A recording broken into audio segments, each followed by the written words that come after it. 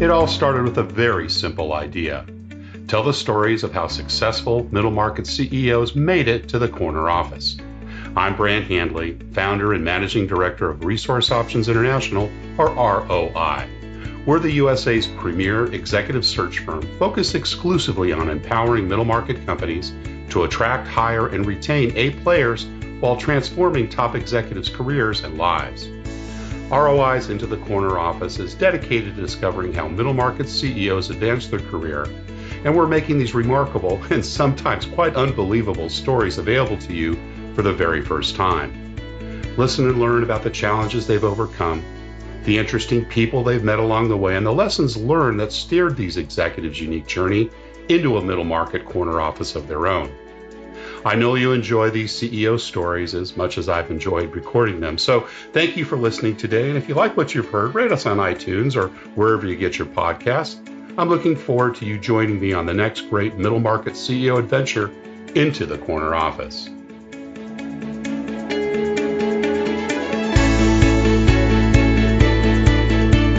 My guest today is CEO Bob Baird. Bob joined A.T. Cross as CEO in 2015. And prior to that had a number of leadership positions with companies such as Dorel Sports, Samsonite, Philips Electronics, and in various consumer products companies in positions of increasing responsibility, including General Motors, Scott Paper, Bristol Myers, and Procter Gamble. Bob holds an MBA from the Kellogg School at Northwestern University and a BA from economics from St. Lawrence University. Bob Baird, welcome into the corner office. Great to be here, Brant. Thank you. Wonderful to have you here.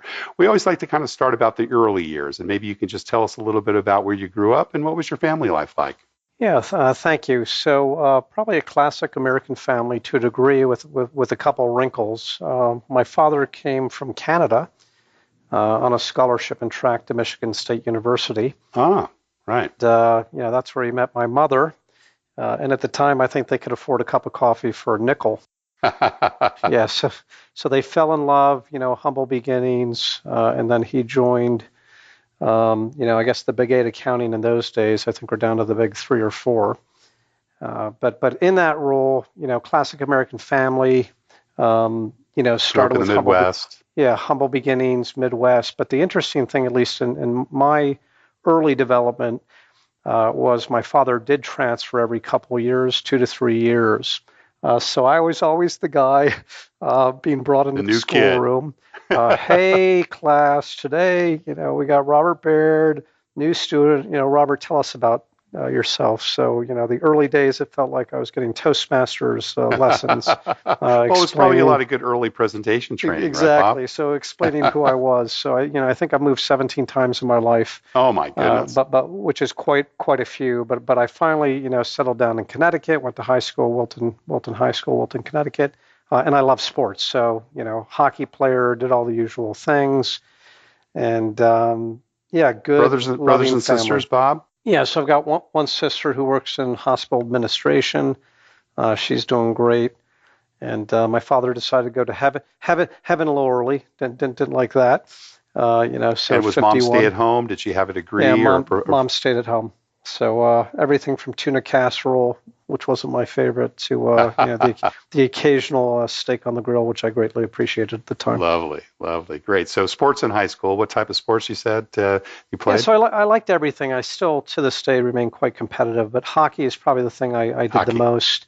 I went on to play a little bit of college hockey, but soccer, hockey, lacrosse, tennis, golf, running, cycling, and the newest passion is yoga. And call it kind of Eastern things like meditation and yoga. Who are some of the early influences in your life? Any coaches, teachers that made a difference for you? Yeah, so absolutely. So parents, number one, right? They hard work will get you ahead. If you dream it, you can do it. So there's a lot of great influence from my parents. And I saw... Did Dad stay in the accounting field for most of his career? He did, and he ascended to a CFO in a corporation. So, when you see a role model, hard work, setting goals, and moving yourself ahead. And the houses went from, kind of the apartment to this really small house to a little bit better house to a pretty decent sized house. So that really typical middle income story, right? Sort of showed that. Did Dad go to work for a middle market company? Was he working for a larger firm? What was it? Where did he end up as CFO? Larger firms. So Xerox, he was a controller of Xerox, and then he moved on to be the chief financial officer for Avis Rental Cars. Okay, so big company experience. Yeah. And anything else outside of sports? Any music, theater, politics? Did you get involved in any of those types of things during your middle school or high school years? I did a little bit of all of it. Bass guitar, piano for a long time. And really? I've dropped that, but I got to bring it back because I really admire people who've kept with their musical prowess out there, and that's something. But generally, it was hard work, sports, and of course, in those days, having a little bit of fun too. They say that piano sometimes goes hand in hand with mathematics skills and, kind of engineering types of thinking. Did you find that as well? Was that something that came easy for you in school? Yeah, I'd say I excelled at math. That was always a strong subject, but I decided I wasn't going to get my PhD in mathematics, and then I transitioned to economics. It seemed more relevant for what I was chasing. Were you a good student through middle school and high school? I've always said I'm a slow riser, but I seem to pull it in on the end. I think freshman year in high school, let's just say the grades weren't that great, but by the end, I'd set goals and I was hitting really good grades. What about entrepreneurial things? Anything when you were younger, paper route in the single digits, or selling Christmas card at Christmas time? Anything that you did to earn that extra spending money? Yeah, a little bit. I'll say small stuff. Again, my parents were, hey, we're going to provide, food on the table, shelter over you. But again, you've got to get out there and get a job. So at age 13, I went to work on a golf course. And here I am weighing, 75 pounds, trying to carry 2 golf bags that weigh more than me. So I did that for years. Golf game still isn't where I'd like to be because I work too hard and play 8 rounds a year. But I did a little bit of everything when I was younger in terms of work. So the caddying, I then worked a retail job, which was good to be in front of customer service, orientation. One summer, Pepperidge Farms, had some great jobs in their bread factory. Oh. So I think sprouted wheat bread was one of my perfect ones. And did you do delivery for them, or did you actually work inside? I was actually in the factory. No kidding. Wow. Yeah, sitting by the bread ovens, and it's kind of a funny job because I'll never forget the one day I'm trying to do my job perfectly, and you've got to weigh your little balls of dough that are coming out, and like the whole wheat bread had to be at 1178 grams, or 1128, and somehow I'd put in the measurement at 1182. Oh my gosh! So the supervisor came over. He starts weighing balls furiously. And I've clearly made a problem. So there were probably about 2,000 loaves of bread that didn't meet quality standards, and good lesson in manufacturing and quality control at an early age. What are some of the other lessons from some of those entrepreneurial things? Retail, perhaps some customer service things that you picked up. But tell us a little bit about some of those things. So many of the classic ones that I carry forward to today. Consumers are your lifeblood in business. Are they always right? We say yes. Of course they aren't. But you do need to make your consumers happy, particularly in this day and age with digital social vehicles out there. So, to this day, I'll jump ahead, 30 years. But AT Cross, we have lifetime warranted products. I get customer letters, and I respond to every one of them because they're influencers. But back in those days, you saw everything. I worked at the Village Pharmacy in Wilton, Connecticut. And you would get the characters coming in. So early on, you're trying to, win people over and influence them and calm them down and make sure they leave a satisfied, customer. And some people at that age did not. Yeah. Scott Cook, who's a fellow P&G alum, as you and I are, at Intuit, founded Intuit, I think at one time said, and I may be paraphrasing, if you don't, keep your good customers or keep customers happy, you don't deserve any new ones. Right. And that's something that sounds like you've taken to heart. Was it kind of a foregone conclusion, Bob, that you'd go to college? It was. I've been a goal setter from early on, be it everything was I was a hockey goalie. So post every hockey game, I would analyze, how I could have stopped that shot. And I've always been a bit reflective and then goal-oriented of what I want to achieve in life. Were you recruited as a hockey player? I ended up walking on to a Division I school. I'd been recruited Division II, et cetera, but I decided I wanted to go to St. Lawrence University. They were D1. And I got to tell you, one of the best days of my life was the day I made that team.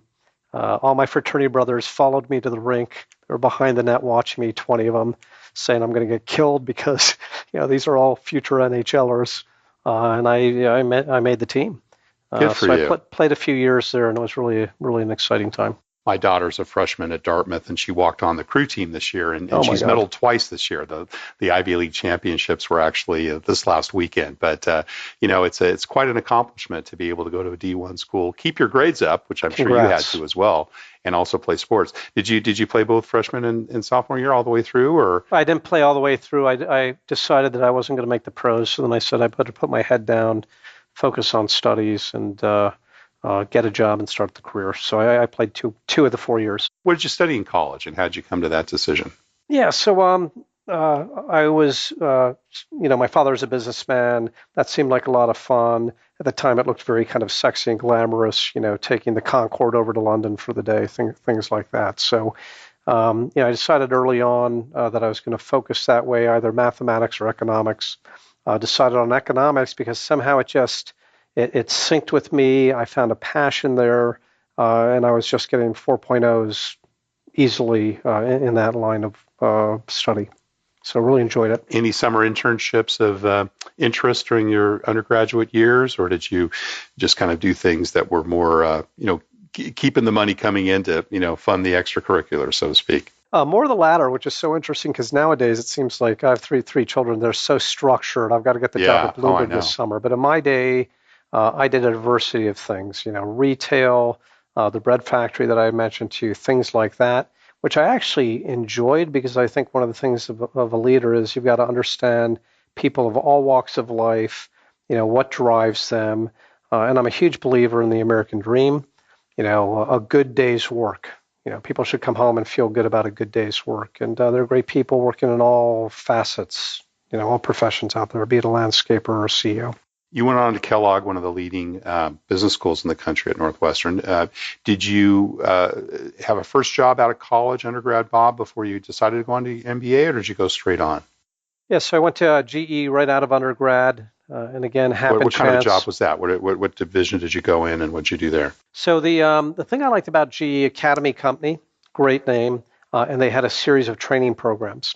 So I was lucky enough at the time, got through the interview process, went into the financial management program, which is basically this 2-year rotational assignment program where you're going through all aspects of finance, financial planning and analysis, accounts receivable, or maybe you're calling up the distributor in Dubai, to collect money, things like that. So it's really a fabulous experience. The line of business I went into was the construction equipment business, very different, everything from circuit breakers to busway to electrical appliance and gear. Any leadership responsibilities early on? In other words, did you have some pretty significant projects or maybe manage people during your time at GE?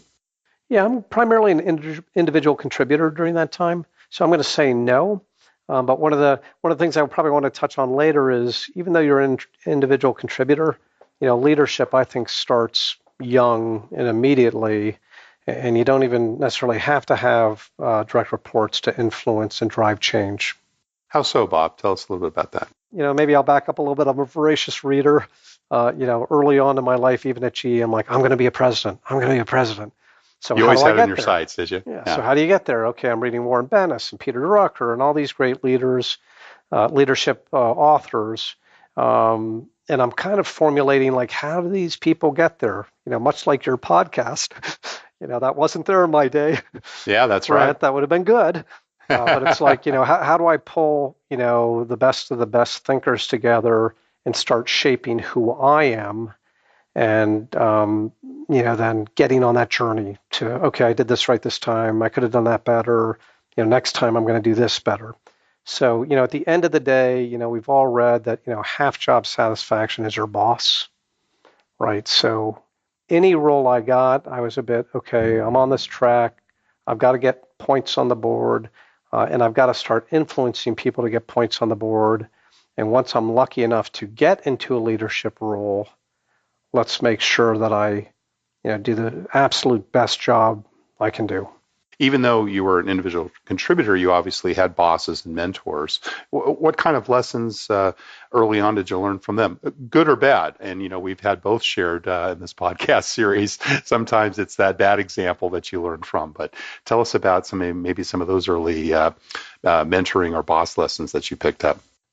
So I've seen everything, or it feels like I have in leadership. And, I've always said, again, take the good, learn from the good, but you can also learn a lot from the bad and what not to emulate. So I'd probably first like to thank, all my mentors in life. Without them, I would not have ascended. But I have just met some of the greatest managers in my life.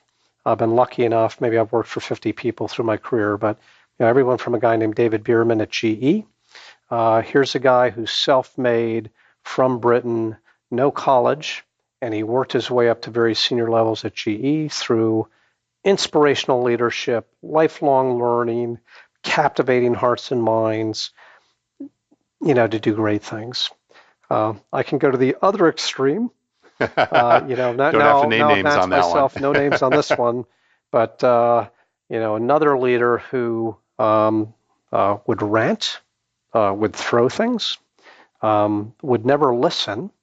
If you disagreed with him in a public forum, you weren't in the next meeting or in the company, and things like that. So on the extremes, I always kept this list on paper and then on my laptop, like, here's the great things I've liked from this person in this leadership style, and then here's the things that I want to leave behind, and then how do I want to keep on shaping my style, and the goods, which again, whatever, level 5 leadership from Jim Collins, good, great, but you gotta have a vision, you gotta inspire people, you want to make them feel important. I always said something that I use CCAA, communication, collaboration, accountability, and action. People want to feel that they're part of it, they're collaborating with you, you're taking their ideas, and you're running. Do you remember the first time you started managing people, Bob? I do. Procter Gamble. Okay. I had some very exciting days. Post-business school? Yeah, post-business school. So maybe we'll just back up a little bit then. So motivations to go to business school, did you feel you needed a pivot? Did you feel that you just needed the additional management expertise as you, kept your eyes on that corner office? Tell us a little bit about your decision-making for MBA school. So again, early on, I'm like, I want to be a president. So, I had my 4 years at General Electric Academy Company, and it felt like at the time, everybody's coaching me to get my MBA. Mentors and bosses. Mentors, bosses, that's kind of a nice stamp as you progress. Again, as an executive recruiter, often that might be in a spec for a role, MBA preferred, et cetera. So sure. I knew early on, and then I decided to do something a little different. Kellogg, Midwest, marketing-oriented school. I've got my finance checklist done. Now I got to go broaden my general management skill set. So that's why I decided on Kellogg, because they were known for marketing. Now, you didn't ask this, but I'm going to say it. I think one of the things that people need to do is be lifelong learners, and they need to stretch themselves. So when I went to Kellogg, it was out of my own pocket, and I'm like, forget the intro courses. This is very expensive. So, put me in turbo finance, put me in advanced strategy, and I took some pretty tough courses, and I just love learning. So I was trying to fill out that general management skill set with strategy training, all the best marketing courses I could take at Kellogg, reaffirming finance versus just kind of the accounting skill set that I'd gotten at GE. And Procter, of course, recruits at Kellogg, so that probably wasn't too much of a no-brainer. You probably had lots of different opportunities. What made you decide that P&G was the best place for you to start your career, or post-MBA anyway? So back to the vision. Okay, now it's time to learn marketing. And who's the best? Who are the best companies to do that? Pepsi, P&G, Unilever, et cetera. And I just hit it off with P&G. And one of the things, this was interesting, one of the things I decided at business school, which was really, I'm going to say an inflection point, everybody's going into finance, everybody's going to consulting, that paid, 50% more than anything in brand management. And this is what I preach to my kids. You got to find a passion in life. Don't worry about money. Chase a passion that looks fun and then your job becomes not a job. Never work a day in your life, right? Exactly. Yeah. So I really, Bob, it's so really love interesting you mentioned. P&G. Yeah, so interesting you mentioned passion. I would say that 90% of our CEOs say the same thing. It always comes up that being passionate about what you do is just such a key thing early on in your career. So was it brand management then? Did you go in the brand management program? Classic brand management and health and beauty aids. Right. So your first job was managing people as a brand manager, which is what, 2-3 years, I guess, down the road, correct? Yes. Yeah. So the first one, I came in typical brand assistant on Clearasil. I then moved into Oil of Olay, and that was my first direct report, one. So you got to inspire one person. How to get them to get fired up to come in every day and do great work. And together we're going to change the world.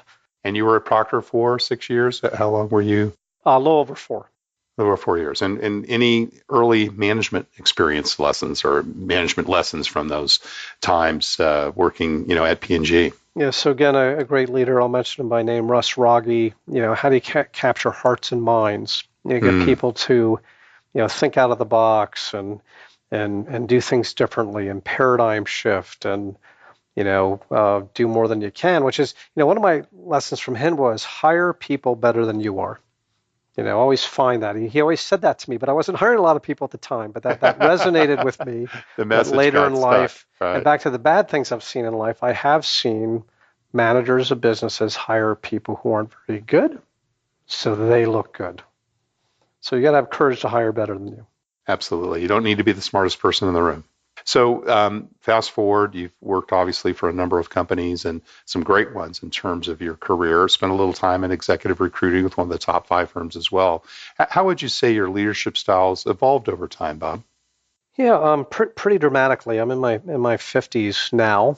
I'm going to say I went from super hard driving, deliver the goals with fun and inspiration around it, to calmer, more coaching versus directing. I would say that. I had one in my senior roles at Philips. I had somebody say, "Bob, you're like an Oreo cookie." I like that you set hard objectives for us, but then the center, that you're soft on how it gets done, like the middle of an Oreo. But then you do hold us accountable. So that's one thing that's said. And then as I've continued, the best inside, watching mentors and others and the best reading, I've really adopted this Patrick Lencioni model of, yes, the right. pyramid. And again, I'll kid, you draw a pyramid, you can write a book. But you've got to engender trust with your teams, because without trust, really nothing can be overly productive. Healthy conflict. I love debate. So we've all been in teams where people just listen and they're yes people. And I kid my team that the only way you're going to get fired from me is if you become a yes person and you don't speak your mind.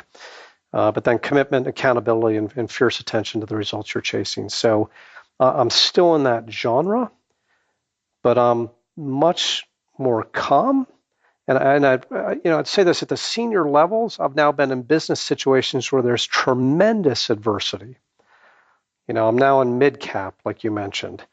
I had never till this role experienced, cash.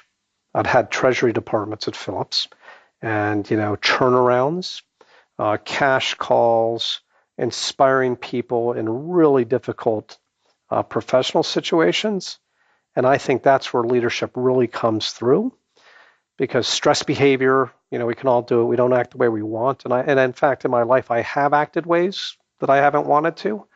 And you learn from that and being apologetic, when you act out, hey, sorry, I overreacted, but I've really calmed, centered, and matured around that versus my just hard driving deliver or else.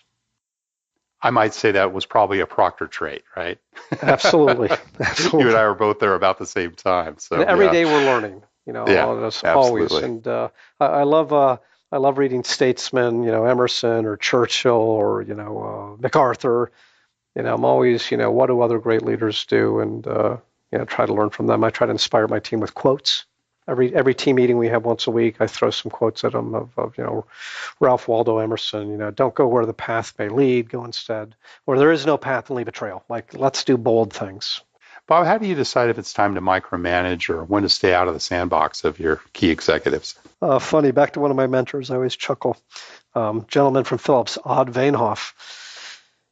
Odd would always say, well, Bob might need some of my help, which was his euphemism for business isn't going well.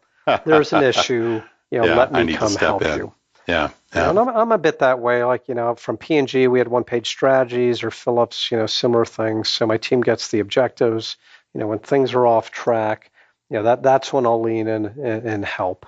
And you kind of dial it up. If it's not getting done, you got to lean in and help. So, yeah. Micromanagement more dominant or coaching. Style is to more dominant style style is to stay out of the I hope it's coaching, your more not dominant style, micromanagement. stay out of the lanes or stay out of the sandbox if you can. That's what you brought the people in for. Would that be your dominant style, would you say? Yes. Let's talk a little bit about company culture. You're working for a mid-market company now, obviously CEO of that operation, been around for, 1846. So what are we talking 170 about? years. We're excited. Gifted for generations, amazing. Guaranteed for life. Stand by it. What are your thoughts about building a company culture, Bob? What does that look like for you, particularly for a long-standing, well-established company? Critical to do. Harvard Business Review had some articles on culture, I think 2 issues ago.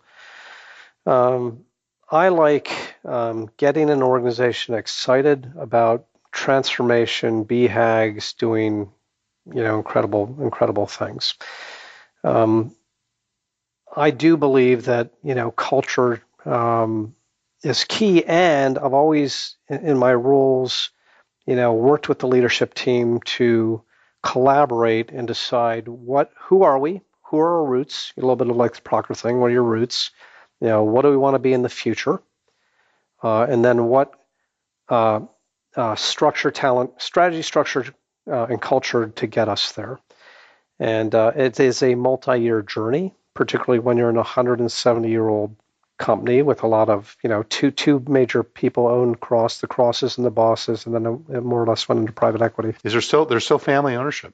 There is not anymore. Or not private anymore. equity, Okay. But there had been for 165-ish years. So fourth or fifth generation, I remember reading at one point in time, right? Is that how far it went out? It did. So bluntly, we're still working on what our culture will become, because in general, consumer goods is going through a massive transformation. And we're a bit the perfect product for the future, because direct-to-consumer e-commerce is the future. And we're in the middle of transforming our company to be the perfect gift you buy on Amazon or Cross.com, et cetera, because we're engravable and the drone can drop it to your house in 2 hours. Without any hey, you extra forgot cost. Father's Day. Oh my God, gone online, the drone, will drop it to your house the next day. So, what are some of the things that we're forming this? But, I'll tout off some of the things that we've talked in the credo that we want in the company, which is our culture. We all act as leaders. No matter what role you're in the company, you can act as a leader. And leadership, I believe starts early. Okay, let's have a culture where we simplify complexity. And I learned that a little bit at Philips. You can have an $8 billion issue that can be put on a piece of paper. I learned that at Procter Gamble with the one-page memo. How do you simplify things? We always remember the consumer first. If it wasn't for them, as you mentioned earlier, with Quicken, et cetera, if you're not delivering the consumer and getting a high net promoter score, you're done. We always have kind of this motto about continuous learning, lifelong learning, so that's important. While we are very global, I'm going to Dubai in 2 weeks to meet all our Middle East distributors. We've got to operate with a global mindset, because the needs of a Saudi Arabian consumer is different than the needs of a Japanese consumer, and we're working on that. The other thing I would say is common sense. The only thing common, I think Mark Twain said something like this. Common sense is not common, something like that. So I think in my team I try to inspire them to let's do the common sense things that will really move the needle. In terms of business performance, and maybe I'll go back to Procter. What do we do? Build the business, build our team. That was a big Procter thing. So we're still in process on that. solidifying what our culture will be, but really, really key. You've been there about 3 years now, coming up on your third anniversary this summer as CEO. And of course, as you said, the company is over 170 years old. And, you've seen people come and go over the years that you've been there. What do you think differentiates those that stay with AT Cross? Yeah, we've got an incredible organization, which really is inspiring. Our average tenure is 16 years. There's strong passion of a company. And by the way, I'm blessed. This is, the first brand I've taken that's 170 years old.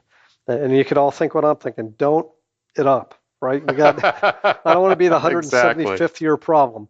So, the best people here are, and I've always been this way with my leadership teams, best of the inside, fertilize the company with outsiders who bring in new competence and skill sets that we need in the future. So, I think the people who stay here feel a great sense of pride. And we all have to be proud of the products or companies we work for. Lifetime warranty for 170 years is something that people take great pride in. I've learned about Rhode Island culture. That's where we're based. 170 years in the jewelry, trade up here in Rhode Island. That's where we were founded. And every day, it's the small stuff. I'll take April. We had a great month of April. What did? We threw a pizza party in the employee cafeteria.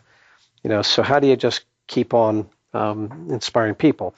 Now, the people who don't do well here and may have moved on.